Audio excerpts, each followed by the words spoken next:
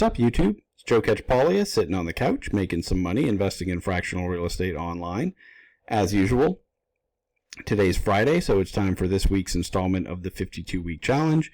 This is where I share everything that I bought this week as far as fractional real estate goes and encourage you to do the same. It's my version of a virtual accountability group, trying to make sure that we're not getting stuck in analysis paralysis, not doing a lot of due diligence on deals, but not actually pulling the trigger. Most weeks, that's not a problem for me, as I'm just constantly buying little pieces here and there. Some weeks, though, this has actually created a little bit of, more incentive for me to make sure I'm getting out there and buying. You feel free to share what you're doing in the comments of this video, or jump in the Discord. There's a link in the description of this video to the Discord, where a whole bunch of us share strategies, share what we're doing and whatnot. You can also DM me through Discord. It seems like that's how more people like to share what they're actually doing, because they're trying to keep their strategies a secret, and that's perfectly fine. Just know I'm not DMing you first, so if you're getting somebody who's trying to sell you a service or anything like that looks like me, that's a fake account. You need to report it. Okay, also in the description of this video, there's links to all the places where I'm currently investing in fractional real estate online. Just because I share those doesn't mean I'm recommending them. Please do your own due diligence on the platforms and any properties you see me talk about. Even if I'm telling you I'm buying that property, it doesn't mean it's a good investment for you, right? We're going to have different risk preferences, different time horizons, and different amounts of capital to allocate, and different options. Like I have a lot of places where I can invest outside of fractional real estate in real world deals, and so you just want to keep that in mind, that you want to make sure these are deals that are right for you. Do your own due diligence. That's the whole thing. That's the disclaimer. So what did I buy this week? I bought one property on Lofty, a couple on Ground Floor, and one on Mogul. Spoiler alert, don't watch the Mogul one if you didn't watch my other Mogul video and you don't want to know what my decision was on that property. I guess that kind of ruins it. All right, you already know. Anyway, first of all, first one I bought, a little bit of 9 Country Club Lane. If you've been watching this series, the what I bought this week, the 52-week challenge series, that I've been buying this for several weeks now. It's a short-term rental in Briarcliff Manor, New York. It's run by Earl and Noah, who Earl has a very good track record on Lofty. Noah, I've only talked to a couple of times, but strikes me as someone who's definitely passionate about this specific property. Seems to be on top of stuff. I've always appreciated the answers he's given me when I've asked questions about his deal, and it's but beyond that, I don't know. So I'm buying it. I didn't like the original price it came to the platform, but at the current market price, it just seems like an absolute steal. If you were in the Discord this morning, so I had a little discussion with Earl. He's like, why would you buy on any other platforms when you have these massive discounts on Lofty? And I think that's a legitimate question. Lofty has really good discounts. I mean, you are starting to see sometimes pretty big discounts on Arc 7 and Arrived as well. Not necessarily to the same degree that Lofty has, but I think, one, I'm trying to diversify across multiple platforms, which is why you can see me buying on several different platforms most weeks. But also, I just still don't feel like Lofty is a place that I feel comfortable putting a big amount of my own personal capital. You've just had a lot of different instances where, the info that we get on something is just not great. The processes don't work well, or I have multiple properties right now that are, some of them that are they're in different parts of a real world sale, some of which have been sold for quite some time now, and we still haven't gotten gotten paid out on them. And that's unacceptable, right? And they're like, okay, well, it's the PM's fault, and to a certain extent, I understand that, but it's when you have just tons and tons of problems with the platform, you start to blame the platform, right? And even though I think with the right PM,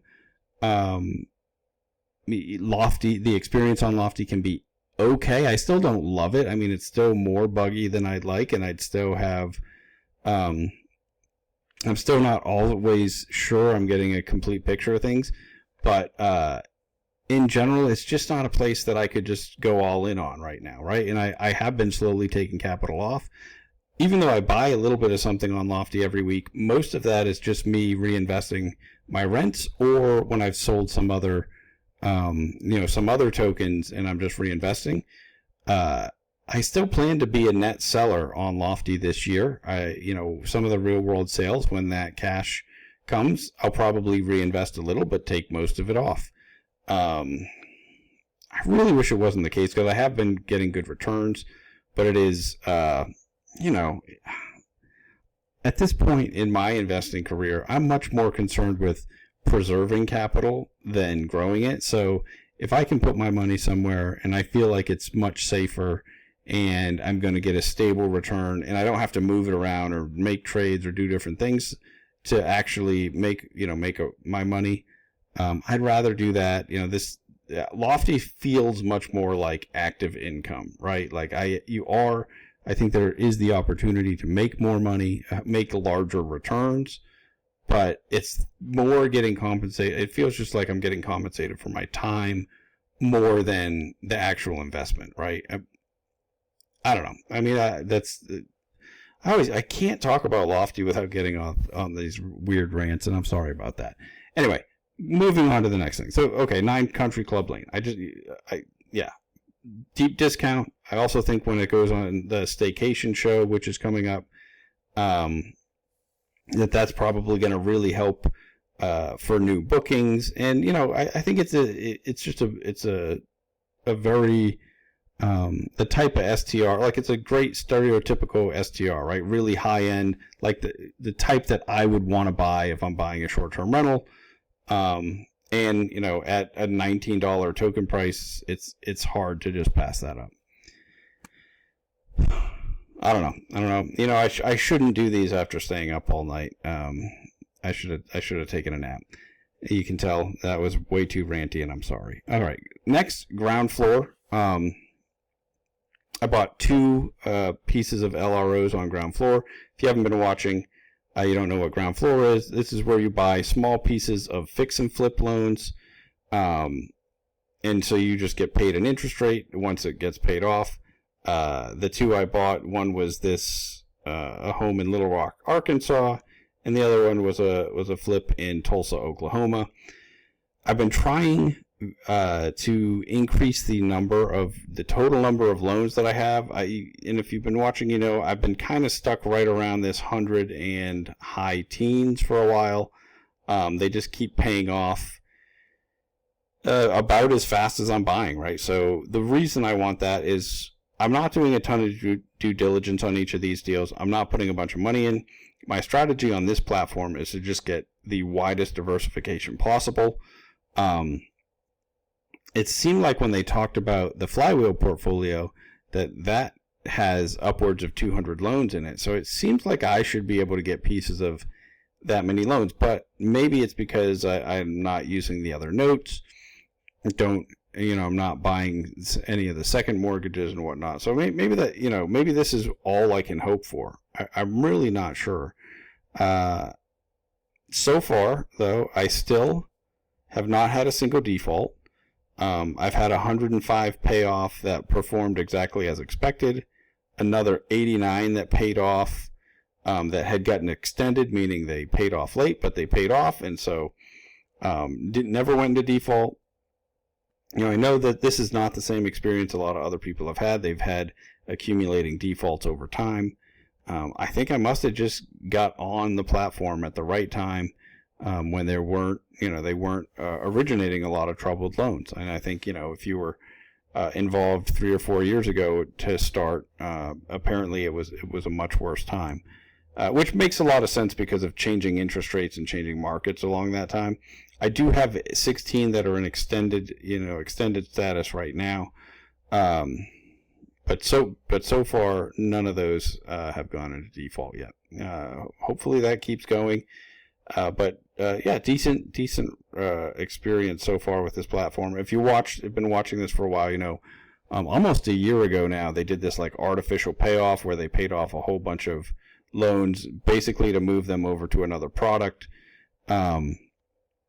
But that was really my only big negative experience with the platform, but it was enough that made me pull some money off because I didn't have any way to reinvest it on here.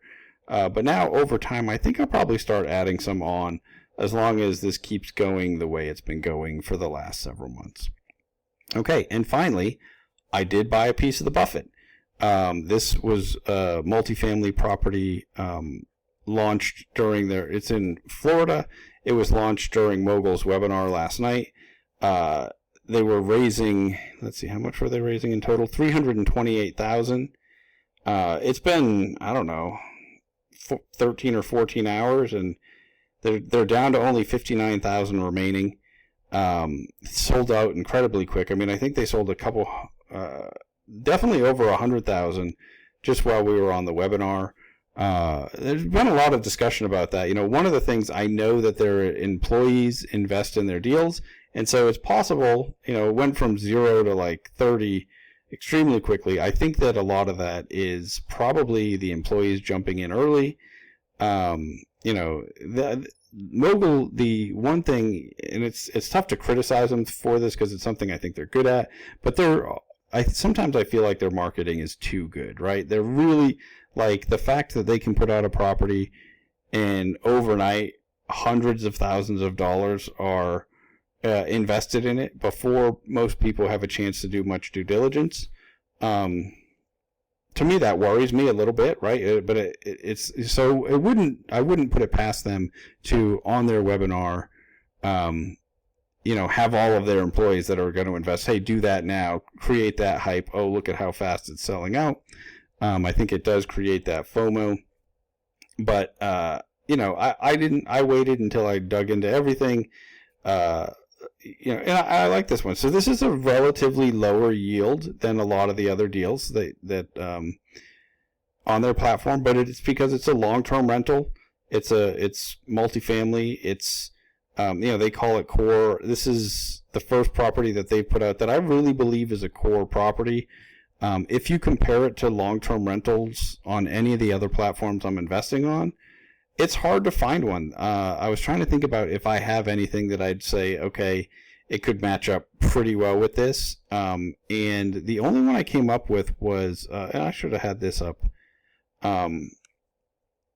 Let's see. I can search on here, right? I think it's Alcott. Yeah. This fourplex, I mean, it's a different market. This is in Denver. But this is a fourplex on Lofty that I think is somewhat comparable. Like, I think if I were going to try to think of another one, and I don't know what the average yield that I've had on here though has been significantly better, right? It's 11.6 where I'm they're projecting year one, I think, as 7.3. But it's a much different you know, this is still one that has a loan that's paid for by the co-owner. So, you know, on Mogul, you're getting levered appreciation. On Lofty, with this particular property, you're not really, because as the mortgage gets paid down, it's slowly that levered appreciation gets diluted. But I think those are, you know, if I wanted to compare this property to something else, there's really not many others, right? I don't have a whole bunch of multifamily. I do have some other multifamily on Lofty, but they're not ones that have really performed well. So I don't think that I have any. I know I don't have any on Arrived or Arc 7. I mean, I've got condos and single family homes. So I really just wanted to add a multifamily one. I don't have a lot of stuff in Florida, so I wanted to add it because of that. And I mean, it has a relatively new roof, relatively new HVAC system. There just wasn't a lot that I found to complain about. And, you know, I'm perfectly fine for a long-term rental to have a 7% initial cash-on-cash return. And I think that number, they did use a top line revenue that was lower than the trailing 12 months top line revenue. So I think they're trying to be a little bit conservative there. And I think it's just rounding out my mogul portfolio a little bit, because I do have a lot of short-term rentals. I have several pad splits. The short-term rentals are not doing well. The pad splits are doing mostly great, with a couple exceptions. And so I think this will add some stability to that platform, to that portfolio as well. I am going to do the portfolio update that I usually do probably tomorrow or the next day. I have like a whole bunch of videos that I need to get to, and I apologize. I just haven't had the time to put into this channel that I've wanted to lately, so I'm pretty far behind in my schedules. I'm trying to do the property ones, like I let them bump out the other ones in line, because I want to get them done before things sell out. But again, just because I bought a piece of this and I like it, it doesn't mean it's a good fit for you, right? Like, and the same thing, just because I like the mogul platform, it's still one of my favorites, despite me being critical of a lot of the recent properties. Because when I compare, because what I was doing a lot is comparing their deals to their past deals. But if you compare their deals to what you can find elsewhere, they're still, I think, pretty consistently putting out better deals than I'm finding elsewhere. So anyway, that's everything that I bought this week. As far as fractional real estate, I buy other stuff, but you guys don't get to know about that, right? This is my fractional real estate stuff. That's what you're here for, right? Anyway, let me know what you bought. Put it in the comments. Jump in the Discord. Feel free to DM me. Make sure it's me, not somebody who looks like me who's trying to sell you. I mean, it's hilarious, the stuff, the scams that they're trying to do. They're trying to sell like crypto courses, or some other investing courses, or some of them. One of the scammers is like actually sending a document that looks like it's on the letterhead of the company that I work for in real life, which is PMI Birdie Properties. That's where I keep my license, because they're my broker. So that's where I keep my agent license. But so they have like some fake document that it looks ridiculous. Like, if you actually look at it, it shouldn't.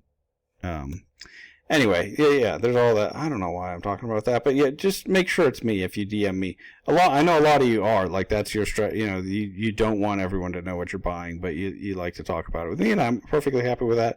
I think the more we can share what we're buying with each other, though, like that you do it publicly, the better off our community is going to be, right? I think that obviously on some of the platforms like Arc7 and Lofty and Arrived, when you're buying on the secondary market, you might not want to, right? You might want to keep it to yourself until after your purchase, because your purchases affect the pricing and whatnot. But other than that, I think that it's just good for us as a whole, as a community, to share our answers as much as possible.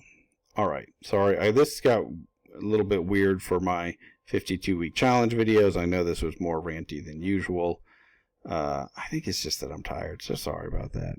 Until next time, I'm just going to keep making mistakes so that you don't have to.